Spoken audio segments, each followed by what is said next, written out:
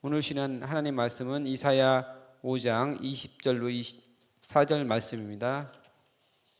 이사야 5장 20절로 24절 말씀을 다 같이 한 목소리로 봉독하겠습니다. 악을 선하다 하며 선을 악하다 하며 흑암으로 광명을 삼으며 광명으로 흑암을 삼으며 쓴 것으로 단 것을 삼으며 단 것으로 쓴 것을 삼는 자들은 화 있을진저 스스로 지혜롭다 하며 스스로 명철하다 하는 자들은 화가 있을진저 포도주를 마시기에 용감하며 독주를 잘 빚는 자들은 화 있을진저 그들은 뇌물로 말미암아 악인을 의롭다 하고 의인에게서 그 공의를 빼앗는도다. 이로 말미암아 불꽃이 그루터기를 삼킨 같이 마른 풀이 불 속에 떨어진 같이 그들의 뿌리가 썩겠고 꽃이 티끌처럼 날리리니 그들이 만군의 여호와의 율법을 버리며 이스라엘의 거룩하신 이의 말씀을 멸시하였음이라. 아멘.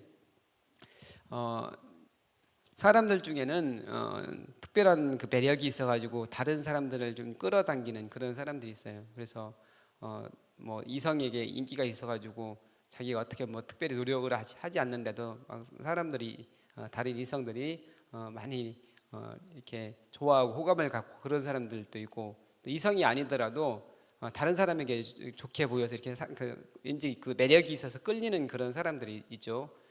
그런 사람은 좀 뭐 복이 있다고 할 수 있는 거죠. 어떤 사람은 거기에다 그 하는 일마다 잘 되는 그런 사람, 뭐 돈이 잘 붙는다든지 어떤 게 복을 끌어당기는 것 같은 그런 사람도 있어요. 살다 보면 간혹 창세기에 나오는 그 요셉과 같은 사람이 그런 사람이죠. 하는 어디 있든지 그가 비록 감옥에 있을지라도 형통한 그런 사람이 되었다, 이렇게 표현을 하고 있는데, 그렇게 이제 하나님의 특별한 복을 받은 사람, 그런 사람도 있을 수 있습니다. 근데 이게 반대로 좋지 않은 의미로 뭔가를 끌어당기는 그런 사람이 있어요. 그 사람은 악한 사람들이, 그 사람이 어떤 일만 하면 악한 사람들이 뭐 붙는다든지, 악한 사람들이 자꾸 거기에 이제 낀다든지, 또 좋지 않은 일이 계속해서 생긴다든지, 좋지 않은 쪽으로 빠진다든지, 이런 사람들이 있을 수 있는 거죠. 근데 거기에서 더 들어가서 적극적으로 죄를 끌어당기고 악한 일을 꾀하는 그런 사람도 있을 수 있습니다. 근데 오늘 본문에서는 그런 사람들을 포함해서 하나님께서 화가 있다고 말하시는 그런 사람들이 나옵니다. 이사야 5장을 우리가 지금 묵상하고 있는데, 이사야 5장에서는 포도원의 비유로 시작을 합니다. 하나님께서는 이스라엘 민족을 포도원이라고 말씀을 하시고, 또 유다 사람들을 포도나무라고 이렇게 말씀을 하셨습니다. 그러면서 하나님께서 정성껏 돌을 다 고르고 땅을 평평하게 하고 정말 정성을 다해서 포도원을 가꾸고 거기다 북도 돋우고 거름도 주고 하면서 극상품 포도나무를 심었다고 이야기를 하고 있어요. 그래서 그 좋은 포도 열매를 맺기를 기대했는데 그들이 먹지도 못할 들 포도나무를 맺혔다, 이렇게 이야기를 합니다. 그러니까 이게 어떤 의미인지 정확하게 하느님께서 말씀을 하시는데, 지도층 사람들이 공의와 정의를 버렸다. 그래서 가난하고 연약한 그 백성들에게 포악을 행했고, 그래서 그 백성들이 부르짖음이 하나님께 들리게 되었다. 그것을 이제 지적을 하고 있는 것입니다. 가난한 사람들에게 또 땅을 빼앗아서, 그러니까 이스라엘 민족에게 땅을 빼앗는 것은 굉장히 이건 엄청난 벌인데, 하나님께서 이스라엘 백성은 각 가문별로, 각 가정별로 땅을 유업으로 주셨어요. 그래서 그걸 절대로 빼앗지 말라고 지계표를 만들어 주셨는데, 근데 그걸 빼앗는 사람들이 있었다는 것이죠. 그래서 그거를 통해서 자기 배를 불리고 쾌락과 향락에 빠져 사는 그 사람들이 있었는데, 그로 인해서 하나님의 심판이 임할 것이다, 이렇게 이야기를 했습니다. 그래서 이제 거기에 이어서 오늘은 화가 있을 것이다 하면서 화가 있는 사람들에 대해서 말씀하시는데, 유다 백성이 짓는 그 죄악이 얼마나 심각한지 그거를 이야기를 하고 있습니다. 오늘은 20절부터 읽었는데 그 앞에 18절부터 화에 대해서 이야기를 하십니다. 18절 말씀 제가 읽어드립니다. 거짓으로 끈을 삼아 죄악을 끌며 수레줄로 함같이 죄악을 끄는 자는 화가 있을진저, 이렇게 말씀합니다. 그러니까 아까 제가 뭐 어떤 끄는 거에 대해서 얘기를 했었는데, 죄악을 끄는 거예요. 죄악을. 그 다음에 수레줄로 끄는 것처럼 죄를 끌어당기는 그런 사람이 있다는 거예요. 사람은 그 사람 마음에는 양심이 있어요. 그래서 누구든지 이제 죄를 짓는다 그러면은 드러내놓고 죄 짓지는 않죠. 숨어서 죄를 짓고 그다음에 어떻게든지 들키지 않으려고 하는 게 이게 사람의 본성입니다. 그리고 또 때로는 어쩔 수 없어 죄를 짓는 그런 경우도 있어요. 또 환경 때문에 뭐 예를 들면은 뭐 장발장에 나오는 그 장발장이 배가 고파서 자기 뭐 조카들 굶는 것 때문에 빵을 훔쳤다든지 이렇게 어쩔 수 없이 죄를 짓는 그런 경우, 환경으로 인해서 그런 경우가 있을 수 있죠.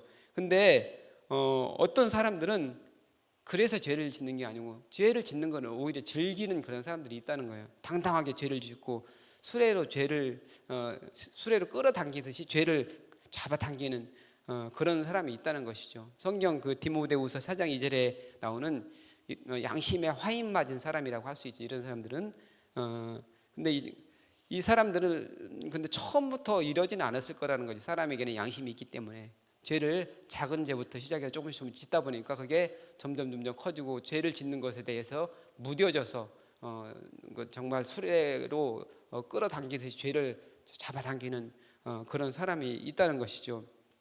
근데 이 사람이 나중에는 어떻게까지 되느냐? 19절 말씀에는 이렇게 나옵니다. 공동 번역으로 제가 읽겠습니다. 너희가 빈정거리는구나. 하시고 싶은 일을 어서 해보시오. 거룩하다는 이스라엘 하나님이여, 당신 뜻을 빨리 이루어 우리에게 한번 알려주시오.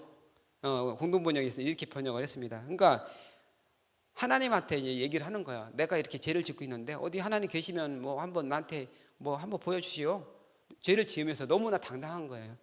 아무 일도 일어나지 않는다. 내가 지금까지 살면서 죄를 지어봤더니 별일 일어나지 않던데 뭘 그래? 뭐 이렇게 얘기를 하는 거죠. 완전히 죄의 노예가 되어서 살아가지만 본인이 오히려 세상을 지배하는 것처럼 그렇게 착각을 하고 있는 사람이 있다는 것이죠. 이런 사람들은 하나님을 두려워하지 않는 가장 악한 지경까지 가고 가장 어리석은 지경까지 가 있는 사람들이라고 할 수 있습니다. 그런데 이런 사람에게 화가 있을 것이다 하나님께서 말씀을 하십니다. 두 번째로 어떤 사람이 화가 있느냐? 가치관의 전도가 된 거야. 뒤집힌 거야. 선과 악이 바뀐 거예요. 그래서 악을 선이라 하고 선을 악이라 하는 그런 사람이 화가 있다 말씀을 합니다. 이거는 도덕적인 타락을 넘어서 그 선과 악의 기준 자체가 무너져 버린 걸 이야기를 합니다. 그래서 정직하고 성실하게 살아가는 사람을 그 미련하다고 이야기를 하고 또 편법과 거짓으로 사는 사람이 능력이 있다. 지금 세상이 좀 약간 그렇지 않습니까?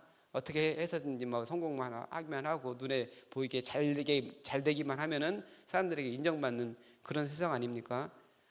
그리고 이제 거룩하게 살고 막 그러면은 또 고리타분하다, 뭐 꽉 막힌 사람이다 이렇게 이야기를 하고 오히려 현실과 적절히 타협하는 그런 사람이 뭔가 좀 화통한 사람이다, 뭐 이렇게 이야기를 하는 세상이 되었다는 것이죠.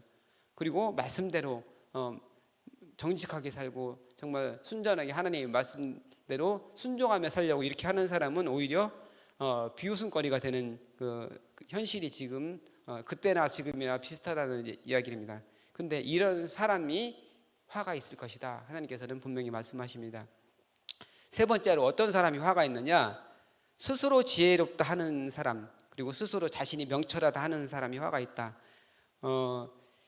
사람이 하나님을 떠나게 된 가장 근본적인 이유가 바로 교만 때문입니다. 내 혼자서도 내 스스로도 할 수 있다. 사람은 하나님에 의해서 창조된 존재로서 하나님을 의지하고 하나님을 바라보고 살아가는 존재여야 되는데 하나님 없이도 잘 살아갈 수 있다 이렇게 생각하는 것이 큰 죄라는 것이죠. 그것이 바로 이제 교만이고 그것 때문에 문제가 생기게 된 것이죠. 이게 바로 죄의 근원이 여기서 나왔다고 할 수 있습니다. 그래서 하나님을 내 인생의 중심에 모시고 살아가야 되는데 자기 인생의 보좌에 자기가 있는 거예요. 그래서 이런 사람은 화가 있는 사람이다 하나님께서 말씀하십니다. 창조주 하나님이 보시기에 얼마나 가소롭겠습니까? 그래서 우리는 하나님을 늘 모시고 살아가는 그런 사람이에요. 그래서 하나님을 의지하고 또 지혜의 근원이신 하나님께 순간순간 물어보는 사람, 이런 사람이 복이 있는 사람이고 지혜 있는 사람이라고 할 수 있습니다. 네 번째로 어떤 사람이 화가 있느냐?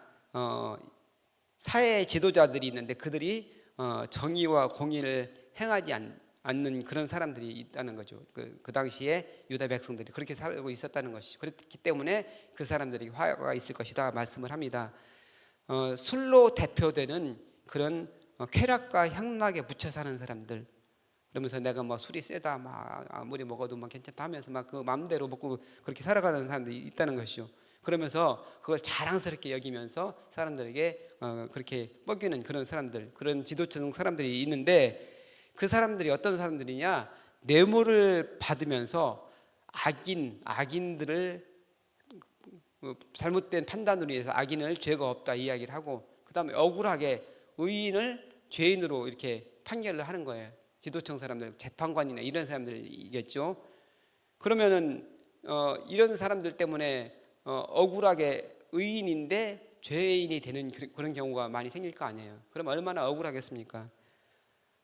이 사람들은 자신이 가진 권력과 권한을 이용해서 뇌물을 받으면서 억울한 사람을 만들고 있다는 거예요. 또 비겁한 사람들이라고 할 수 있는 것이요. 그러니까 내가 이야기를 잘해서 바르게 진실이 나와야 되는데 비겁하게 그걸 얘기하면 자기의 손해가 될까봐 그걸 이야기하지 못하는 그런 사람들이 있다는 것이죠. 그래서 이런 사람들이 화가 있을 것이라고 이야기를 합니다. 그래서 그리스도인들은 우리는 재판관이 아니더라도 우리도 양심에 따라서 중요한 진실됨을 보여줘야 되고 정직함을 보여주고 결단을 해야 되는 그런 순간들이 있을 수 있다는 것이죠. 그럴 때 그리스도인들은 두려움 때문에 자신의 양심을 버리는 그런 일을 하면 안 된다는 거죠. 왜 그러느냐? 그렇게 하면은 나 혼자만 좋아지는 게 아니고 나 혼자만 그 일을 모면하는 것이 아니고 그 일로 인해서 누군가가 피해를 본다는 거예요. 그러면 그 사람이 얼마나 억울하겠습니까? 그러면은 그 사람들이 하나님께 부르짖으면 그것이 죄가 되지 않겠습니까? 그렇기 때문에 양심에 따라서 바르게 살아가야 된다 이야기를 합니다. 나라의 재판관을 이야기를 했는데 나라의 재판관이 아니더라도 우리가 속해 있는 자리에서 어떤 위치든지 지도적인 위치, 내가 리더로서의 위치가 있을 수 있습니다. 그게 뭐 또 가정에서도 내가 가장으로서의 그런 역할을 할 때가 있는데, 그때 누구든지 소외된 사람이 있지 않은가, 억울한 일을 당하거나 이런 사람들이 있지 않은가 항상 생각을 해야 된다는 거예요. 그래서 우리의 시선이 하나님께서 바라보시는 그 낮은 곳, 연약한 사람들이 힘들어하지 않는가, 그런 것을 바라보는 시선이 되어야 된다 이야기를 하고 있습니다. 이렇게 화가 있다 말씀하시면서 어떤 징계를 하시는지 하나님께서 24절 25절에 말씀을 하시는데, 불꽃이 삼킴같이 그들의 뿌리는 썩으며 그 꽃은 티끌같이 날릴 것이다 이렇게 이야기를 합니다. 나무가 있어도 거기에 불꽃이 사르게 되면 다 타버리고 이제 완전히 없어져 버리는 건데, 그렇게 될 것이다 이야기를 합니다. 그러면서 실제적으로 25절에서는 무서운 말씀을 하십니다. 사람들이 그 징계로 인해서 그 거리에 사람들의 시체가 버려진 쓰레기더미처럼 그렇게 많이 될 것이다 이렇게 말씀하십니다. 무시무시한 그런 말씀을 하십니다. 그러니까 아수르에서 사람들이 찾아와가지고 그 군대를 이끌고 와서 많은 사람들이 죽게 될 것이라는 그런 구체적인 예언의 말씀을 하시는 거예요. 하나님께서는 우리가 죄를 짓고 또 실수를 하면은 때로는 용서하시고 때로는 인내하시면서 참아주시는 하나님이세요. 하지만 하나님의 인내에는 한계가 있다는 거예요. 그래서 언젠가 그 죄가 차고 제가 점점 하나님께 인내하기를 넘어선다면은 하나님께서는 반드시 징계하시는 하나님이라는 말씀을 우리는 기억해야 됩니다. 이스라엘 백성이 징계를 받는 이유, 그 화가 있을진지 하면서 이렇게 이야기를 하셨는데, 결론적으로 뭐라고 말씀하시냐면은 하나님의 말씀을 버렸기 때문이다 이렇게 말씀합니다.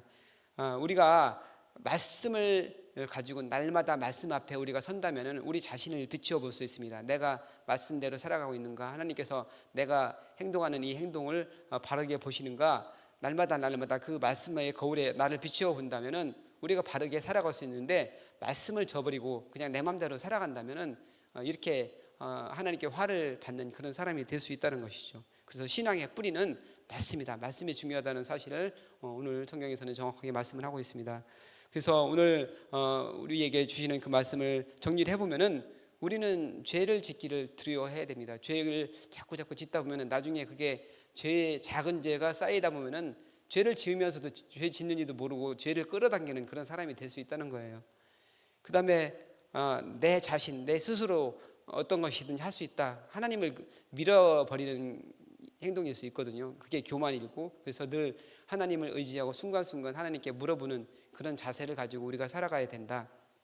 그리고 세상의 기준이 아니고 말씀이 기준이 되어야 된다. 세상 사람들이 생각하는 뭐 잘되기만 하면 되지, 뭐 이렇게 들키지만 않으면 되지, 이런 것들은 세상 사람들은 당연하게 생각하지만 우리는 그리스도인으로서 하나님의 말씀을 마음에 새기고 말씀의 거울 앞에 나를 비춰보는 그런 사람이 되어야 된다.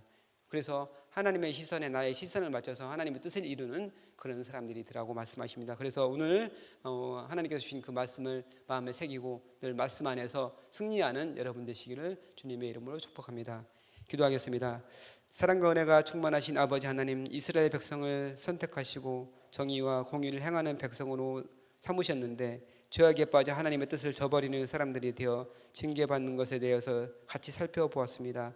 하나님의 말씀 앞에 날마다 나를 비추어 거룩한 사람이 되게 하여 주옵소서. 정의와 공의를 원하시는 하나님의 뜻을 행하는 사람들 되게 하나님의 기쁨이 되게 하여 주옵소서. 죄를 짓기를 두려워하며 늘 하나님의 사랑을 전하는 사람들 되게 하여 주옵소서. 감사드리며 사랑 많으신 예수님의 이름으로 기도하옵나이다. 아멘. 이 시간 다음과 같은 기도 제목으로 기도드리겠습니다. 지금 들은 말씀이 내 삶으로 이어지게 하옵소서. 동네 플러스 20 증언을 통해 우리 삶으로 복음이 전파되는 역사가 있게 하여 주옵소서. 교회 리더십이 바뀌는 모든 과정을 축복하시고 우리 교회가 합력하여 선을 이루는 역사를 경험하게 하여 주옵소서. 고난 주간에 주님을 깊이 묵상하며 은혜 안에 거하게 하옵소서. 캄보디아의 티움꾼띠어 양의 치료가 잘 이루어지게 하여 주옵소서. 전쟁의 아픔 속에 있는 인류를 불쌍히 여기시고 육체의 질병과 마음의 질병으로 고통받는 지체들에게 회복의 은혜를 주옵소서. 대통령과 정치 지도자들이 국정을 지혜롭게 운영하게 하시고 경제가 회복되게 하시며 이 땅에 하나님의 정의와 평화가 강물같이 흐르게 하옵소서. 공동 기도문의 기도 제목과 여러분 가지고 나오신 각자의 기도 제목을 따라 기도하시다가 자유롭게 돌아가시기 바랍니다. 기도하겠습니다. 하나님 감사합니다. 오늘 우리가 주님의 말씀을 통해서 하나님의 뜻을 이루는 사람들이 되어야 된다는 사실을 같이 살펴보았습니다. 하나님께 화를 당하는 사람들, 이스라엘 백성들이 하나님의 뜻을 저버리고 자기 마음대로 살아가면서 정말 죄를 끌어당기는 사람들이 되어서 차마 행동하지 못할 것까지 하는 것을 같이 살펴보았습니다. 하나님은 없다고 하는 지경에까지 이르렀는데 하나님